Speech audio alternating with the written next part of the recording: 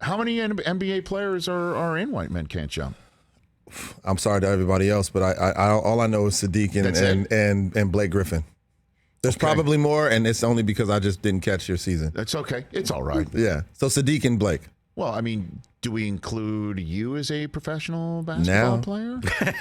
Now we do. Now we do. Made it to the All-Star game, you know what I mean? Started from the bottom, now we're coming back again. Yes, let's go. All right. Now, what's your history on a hardwood? You got one for me? So I actually played college basketball. Okay. Played at the University of San Francisco. And I don't have the knees that an NBA player does, but I do have the knees of a former college player. So I am, knee challenged as well. Okay, you are? Yeah. All right. USF that's the man's Don's organization. Let's go. School, right? You know what I mean? That's Bill Russell, right? Bill Russell, Bill Cartwright, Casey Jones. Yeah. So I've never been on that campus or in their gym or anything. The Hilltop, like that. Is there Bill Russell stuff all over the place? There's definitely there's jerseys, there's banners, there's regalia to celebrate the fact that he was one of our most illustrious players. And they've turned over the arena now. I'm really proud. Like, I think going to a mid-major and going to a smaller school, I'm always really proud when I see the progression. Right. I'm sure like people who probably went to Gonzaga, like, when you see last year we went to the tournament, had a small run, but like the fact that things are progressively moving forward, the fact that they've renovated the gym, and they're really trying to create an environment of basketball. Yes. I'm always excited. Your best game. Give me your best game.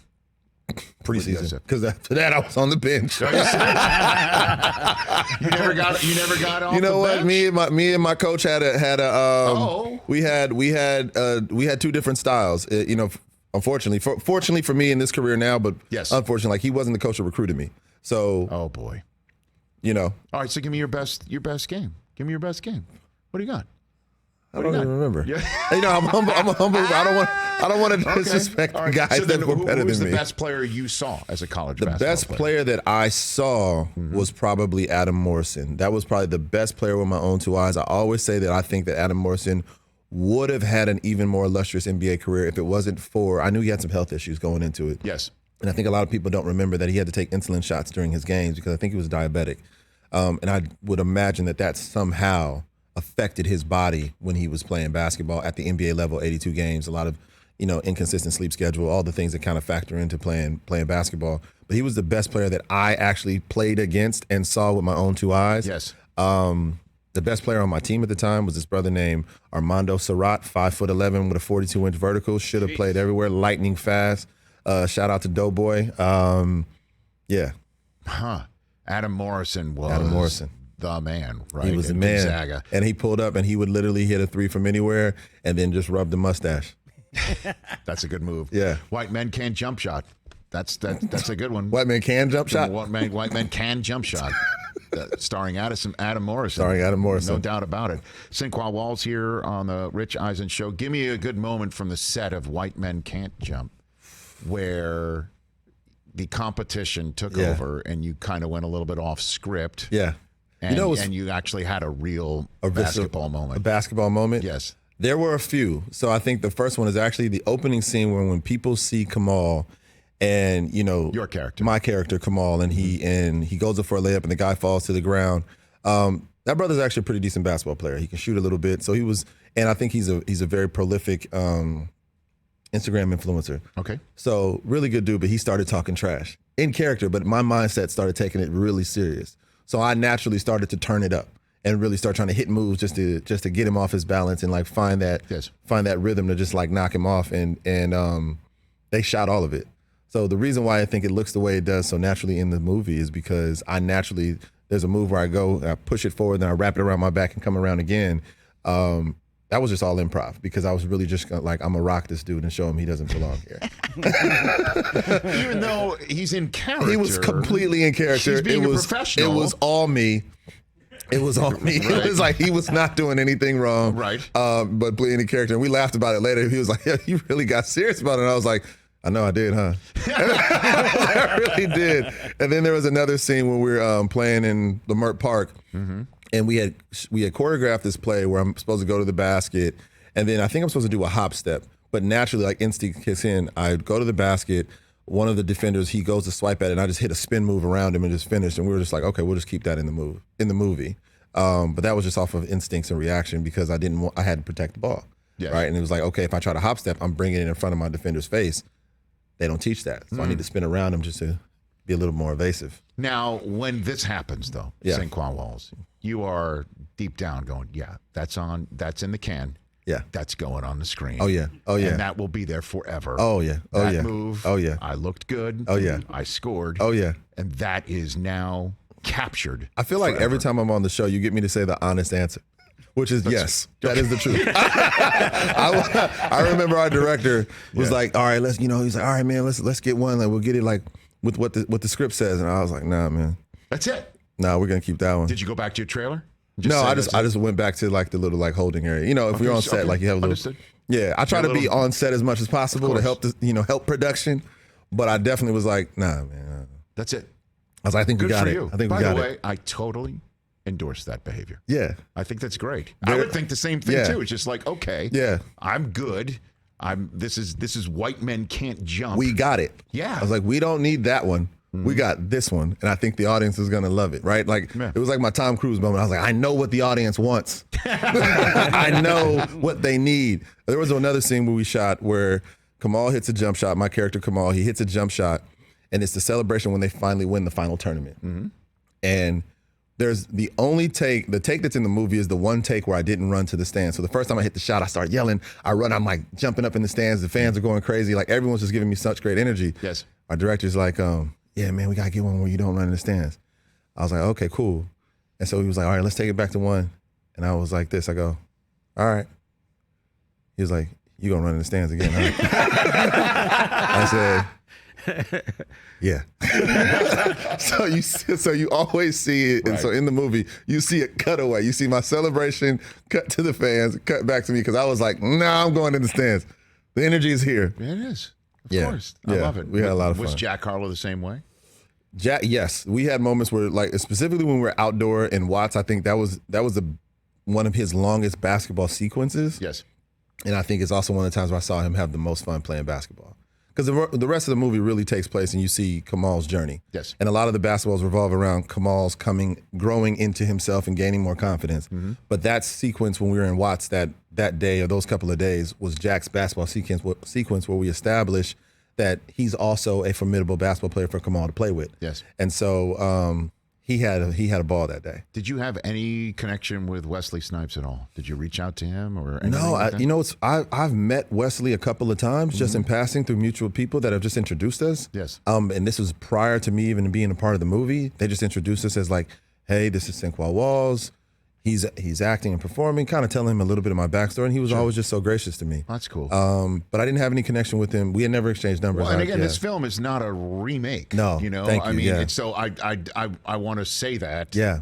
And I know my question can be taken or insinuate that this is a remake and you're doing his role. Or it's very different. It's very obviously. different. Yeah. But I just wanted to add, to see if there was any sort of connection on that front. The only connection truly is that I love Wesley Snipes' work as an actor and a performer. I think he's one of the best that's ever done it. I love one of the things about me as an actor is I always try to study people that I think have range and cross genres, and he's one of those people that I think from Tu Wong Fu to Blade to his early stuff with Spike, like to New Jack City. He's someone that I genuinely love as an actor, and I'm not mad at it. Like I think I'm grateful when people really understand that it is a reboot and it's something different. It's a remix, and we're telling a new story inspired by them and also honoring them. But if someone wants to, and I see the comparisons, right? And I'm like, if someone wants to put me in the same category of comparison or critique as Wesley, I'm honored. I don't actually take it bad. I'm like, yeah, I want to be in that category. I want to be in that conversation because he's someone who's on my Rushmore of talent. So of course I would love for people to always bring me up. Compare forever, right? Because I think he's done it better than anybody. That said, you'd rather be have your performance compared to an NBA player, right? Right. Well, that's seeing your game on the screen. My game it's funny because I can shoot a little bit. Okay. I'll say that I can shoot a little bit, and people who know me know I can shoot a little bit. So mid range. I'm pulling. If it's mid range, it's going in. Okay. Like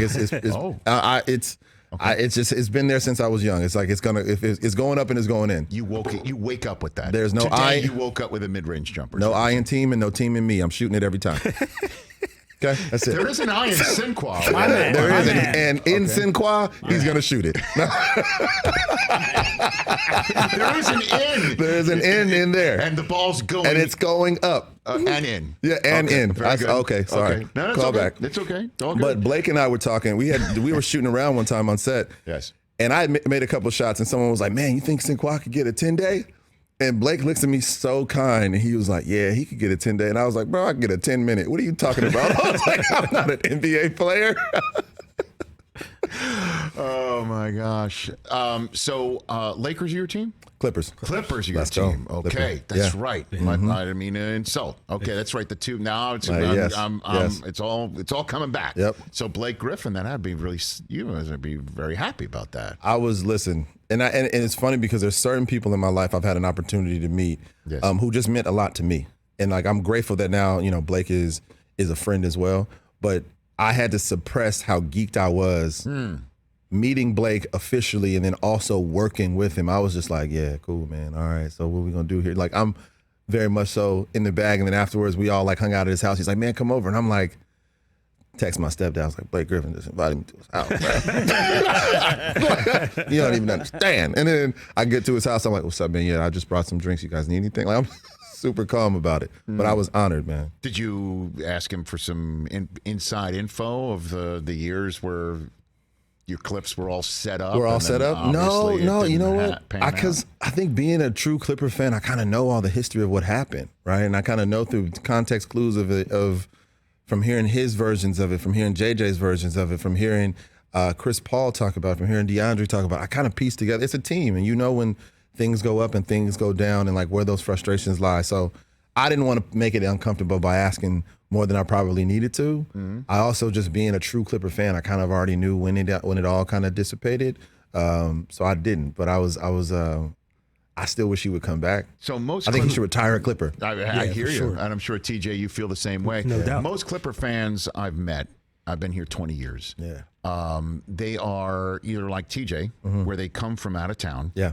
or they are obviously diehard Los Angeles sports fans. Yes. But the one through line between the out of town people, and the in town people, is they root for the Clippers because they would never bring themselves to root for the Lakers. They just can't bring themselves to do it. Or like somebody like TJ, diehard Sixer fan, right, from the great state of Pennsylvania. Let's go. East Coast. Let's go. No way you were going to move to Los Angeles and root for the Lakers, right? I couldn't do it. You can't do it. Right. And, so what about you? Like, where's your Clipper fan? my Clipper allegiance lie? Yes. I genuinely grew up a Clipper fan when we were originally at the LA Coliseum. I didn't grow up too far from that area, from the Coliseum. So in the old sports arena. In the old sports arena. So it was easy to get to the game. And also at the time, genuinely, the Clippers used to give tickets away. Oh, yeah. That's how bad it was. Like, I mean, we're talking about the years, no disrespect to the players, but the years when we had like Derek Martin and Eric Piatkowski and Keith Kloss, like they were not hard seats to get. Yeah. So it was like, you want to go to a Clipper game and then get free food and also like go down to the court? Sure.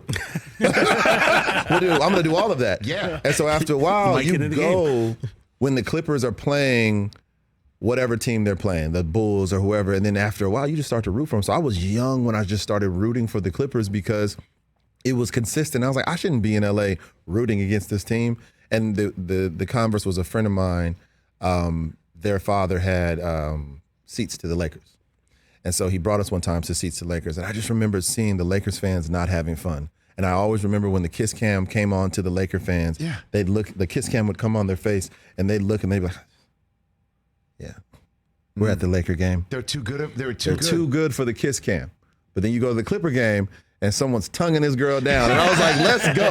This is where it's supposed to be. I'm a Clipper fan. Let's go. Let's go. And I'm going to take free tickets and a hot dog. And you might get in the game if you got lucky. You might get in the game. And yet, in this day and age, the only thing at a Clipper game that's French is Batum. Hey. Thank you. I see what you did. And we love him. My brother has been in Los Angeles since the early 90s, and he took me to a Clippers-Sixers game. Yeah. Because he went to University of Pennsylvania and really liked the Sixers. He took me to a Sixers-Clippers game, I think in like the early 90s or late 80s at the Sports Arena. It was me, him, Billy Crystal, Louis Gossett Jr., and that was about That it. was it. That was it. That was it. This was like pre-Kadeem Hardison. Yes. You know, like this is yes. That Penny Marshall probably there. maybe Penny was there. That was it. Yeah. And so I mean that's so you just could not bring yourself to be anything other than the Clipper I fan. couldn't bring, and that's what you know. True loyalty in any situation in fandom is.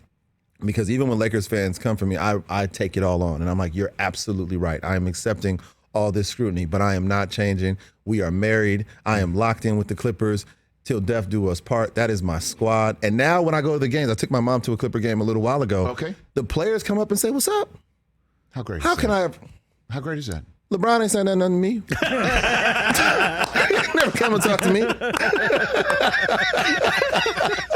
He hasn't spoke to me yet. Well, I mean, I guess that you haven't made a film with Spring Hill Entertainment yet. No, you know what? Spring Hill ain't hired me. Right? Let's get that together. Let's get that working. You know? What do you think about LeBron's future? You got 2 cents on that, Sinqua Walls? Yeah, I do. I think LeBron is going to play at least 2 more great years. I think he's one of the few players that, to me, has lived up to the expectation from high school to the NBA. Yeah. And I think people give him so much scrutiny because he is so good. It's easy to attack him. Well, he only scored this much. No, but if you think about 20 years in the league to do it at the level that he's doing it, he came into the NBA in 2003 with the most hype I've ever seen of any player ever. Between him and Kareem Abdul-Jabbar, they're the only 2 people out of high school, in my eyes, that have lived up to the expectation. So I know he's going to have 2 more years. Well, I think here's the way I see it. He's got He's got 1 year left with the Lakers at damn near $50 million, and then a $50 million player option the year after that. His son is now playing right downtown in USC. Okay, so his son is right here. So I think he's staying here. But I think he's going to utilize the fact that he might walk away and just go travel the Pac-12 season with his son to get the roster and the manner in which he wants it. And that, I think, means Kyrie Irving. Personally, that's the way I'm seeing it. And so there's going to be a little bit of drama. But he'll play with the Lakers, I think, 1 more year. And then if Bronny is as talented as we hope he is, think he is, and his father hopes he is, then he'll get drafted somewhere. And if his son wants it, because I thought that was really neat what LeBron said. Hey, this was my dream to play with him, but it may not be his. It may not be his. And so, like, if his son wants it, and he then will use his player option to say, I opt out. And any other team in the NBA that drafts his son would welcome the opt-in. I think that's the way it's going to play out. And that's also so important too, is because, like I said, he's got 2 more years left because he has those 2 options. And I think that's really something that he factors in. He's not only is he just a savvy businessman, but he's a student of the game. So much so that's all orchestrated. And I also think, to the Bronny point, I think that Bronny is going to be an even greater NBA player than he is a high school prospect. I think because the way that he plays the game, he can fit into any offense. And sometimes people are looking for the spectacular play and the highlight reel play, specifically in high school, because you're catching highlights on Instagram. So you forget that Bronny shot 44% from the 3-point line. He's always going to put up 18 points. He's always going to make the right pass. His assist to turnover ratio is always really low. So those things are going to translate in the NBA for an NBA team more than I think the highlight community is going to say he should be ranked this. I think he's a better NBA prospect than he is, or NBA player than he is even like a prospect right now. And of course, we're sitting here talking on this show, and so many other in the media are talking about, well, of course, LeBron's going to play with his son. Right. Well, first of all, that puts the pressure on the son to be one and done at and USC. Done. Also, maybe Bronny doesn't want the circus that would hit, and LeBron also knows what circus he would be bringing for sure. And so I don't know LeBron personally. I mean, I've met him on many occasions, and I've been around. Oh, he invited you to a game. I have not yet. No, that's Shannon Sharp. Although I do have a very nice cardigan that I can wear. But the question is, I think he's before basketball player. He's dad. And that's an interesting scenario that we're going to see play out. He's carried, and I just am so impressed by how he's carried all the expectation. You guys will be able to find this. So growing up, I'm a hoop head, so I would, we didn't have all of the outlets that we had today, right, for high school basketball. But hoopstv.com was one back in the day when I was growing up. Hoopstv.com. You guys know it. And they had, when LeBron was at the ABCD camp when he was, I think, 16. Yes. Sonny Vaccaro comes on and he says, like, I've seen a lot of great players. and like Carmelo was a senior, I think, at the time, and like so many players were coming up. He said, I've seen a lot of great players. He doesn't mention them by name, but he says, there is one player in this camp, and you guys know who I'm talking about. And one day I believe he'll own all the records. And he was talking about LeBron. And so to see what LeBron has accomplished, I'm like, Sonny Vaccaro said it then, just like he said it about Michael Jordan in Air. One of the greatest. He was sitting in that very chair about, what, 6 weeks ago? Or Sonny Vaccaro? Sonny Vaccaro was, yes. And he was telling the stories about that as well as Kobe. He needs to start telling stories about me. Well, it's going to come. It's going to come. Sonny. I just threw you a lob. Sonny Vaccaro is watching Hulu right now. Because White Men Can't Jump is available streaming right now on Hulu, which is available right here on Roku. Sinqua Walls, great to have you back here. Come back anytime, as you know. Thank you, brother. You got it. Sinqua Walls, at Sinqua Walls on Twitter, at The Real Sinqua Walls on Instagram. We updated that. It's actually at Sinqua Walls now on Instagram. Right? It's at Sinqua Walls now. Because you're real. Yeah. And you're spectacular. Yeah. Catch the Rich Eisen Show every single day on the Roku channel, 12 to 3 Eastern, for free.